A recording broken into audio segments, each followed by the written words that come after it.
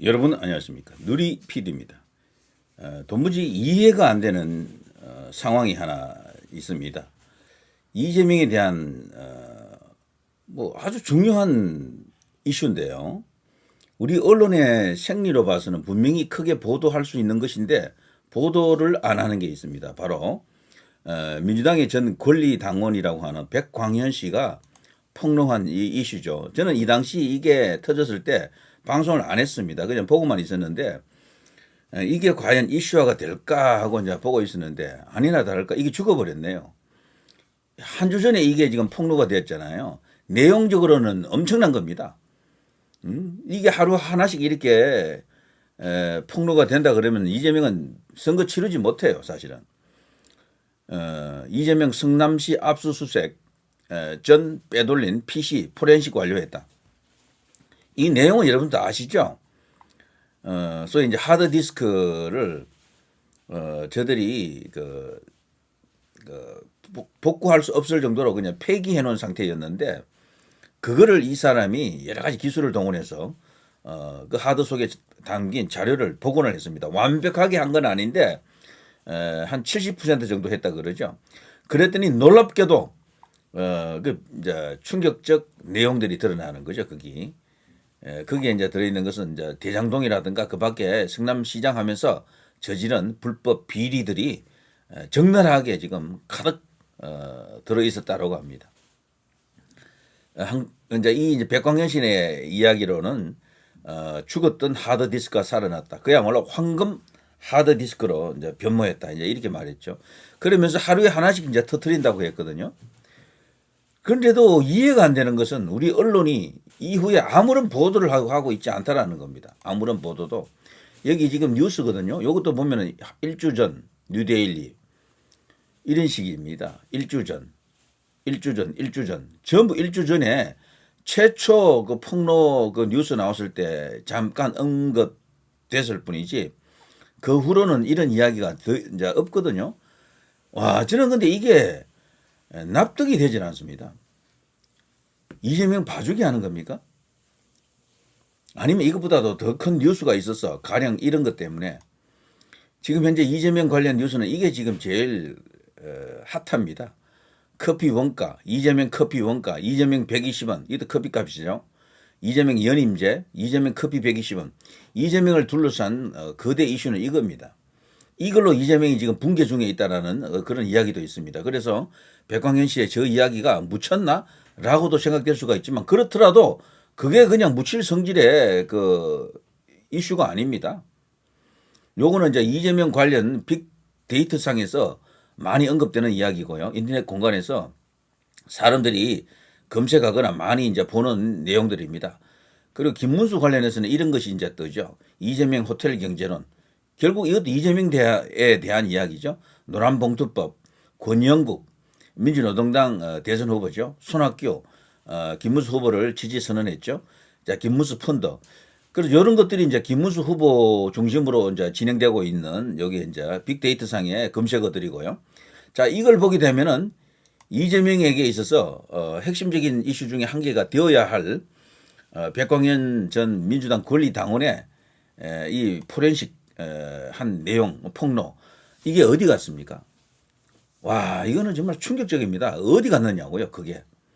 그 후에 그 어떤 후속 보도도 없다.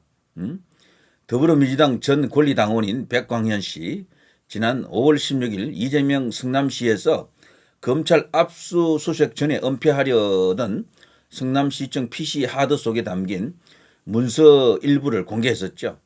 백광현 씨는 아직 공개하지 않은 증거 자료도 많이 있다 라면서 이재명 대선 후보에 대한 추가 폭로를 애고했었죠. 이 백광현 씨는 국회에서 기자회견을 열었고요. 그 당시 이제 공신력이 있는 기관과 협업해서 하드의 포렌식 작업을 진행했다.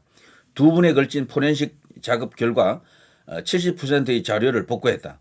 누구의 것인지도 모를 만큼 깨끗했던 깡통 하드는 70% 정도의 복구만으로도 약 1000개에 가까운 파일들이 살아난 그야말로 황금의 하드로 변신했다. 그러면서요, 이는 하드의 적출 폐기를 지시, 실행하기 전 의도적으로 파일을 삭제했다는 증거일 것이다. 그리고 하드에는 성남시장의 연설문을 비롯한 비서실 업무 문서는 물론이고요. 대장동과 관련한 용적률에 따른 분양가 변동 보고서 등 그 시절 중요 문서들이 가득했다라고 합니다. 또 사내 메신저 내역 같이 주요 사건의 알리바이나 증거가 될 만한 기록들도 다수 남아 있었다라고 지금 그 당시 알려졌었는데요. 그때 공개된 하드 속 그 파일 명단에는 대장동 공동주택 분양가 추정, 시장님 개별 지시사항, 민관대책위원회 회의 개최 결과 등이 이제 있었고요. 파일 최종 수정 날짜는 2013년에서 2014년으로 이재명 후보가 성남시장으로 있을 때입니다. 특히 수사 진행사항 140109라는 제목의 놀라운 파일도 존재했다라고 하죠. 이 백광현 씨는 지난 5월 7일 해당 하드의 존재를 처음 공개하면서요. 이 하드 주인인 A 씨에 대해 이재명 성남시장 재임 시절 당시 이재명의 측근으로 분류되던 정무직 의공이죠. 의공. 정무직 공무원이자 대장동 사건 초기 언론에서도 주목했던 인물이라고 지금 밝히고 있습니다. 이 백광현 씨에 따르면은 이 A 씨라고 하는 사람은 곧 검찰 압수수색이 나온다고 한다라고 하며 하드를 지인에게 전달했고요. 얼마 지나지 않아 검찰이 실제로 성남시청을 압수수색 들어갔었죠. 자, 백광현 씨는요, 누군가 보험용으로 남겨둔 것인지 또는 정적 제거용으로 남겨둔 것인지는 알 수 없지만 확실한 것은 국민의 세금으로 지급된 공용물과 공용 전자기록물을 이재명의 최측근이 의도적으로 손상, 은폐, 인멸했다라는 엄연한 범죄 사실이다. 그것도 검찰이 압수수색 직전에 그런 행동을 했다는 것은 이것은 명백하다. 범죄 혐의가 있다라는 증거다. 이재명 일당은 무엇을 감추고자 이와 같은 불법 행위를 저지른 것인가라고 그 당시 묻고 있었죠. 그러면서 검찰의 압수수색 날짜를 알려준 것은 누구냐? 증거 인멸을 지시한 건 또 누구냐라며 공무원 개인의 일탈인가? 이번에도 또 이재명은 아닌가? 김문기 씨를 모른다던 이재명 씨는 이 하드의 주인 역시 잘 모르시나라고 그때 당시 일갈을 했었죠. 수사기관 특히 대장동 수사팀이 이 자료들을 요구하거나 저 백광현을 소환한다면 조사에 적극적으로 임할 것이다. 관련된 모든 자료와 아직 공개하지 않은 증거 자료까지 모두 제공하겠다. 이렇게 충격적 폭로를 했거든요. 그런데도 그 후에 추가적 뉴스가 없다라는 것은 이거는 이해 불가합니다. 자, 백광현 씨는 지난 대선 때 이재명의 부인 김혜경의 경기도청 법인카드 유용 의혹을 최초 제보한 조명현 씨의 대리인을 맡았었죠. 민주당은 2023년 백광현 씨가 이재명 등을 모욕하고 허위사실을 유포해 명예를 훼손했다면서 최고 징계 수위인 제명을 의결했었죠.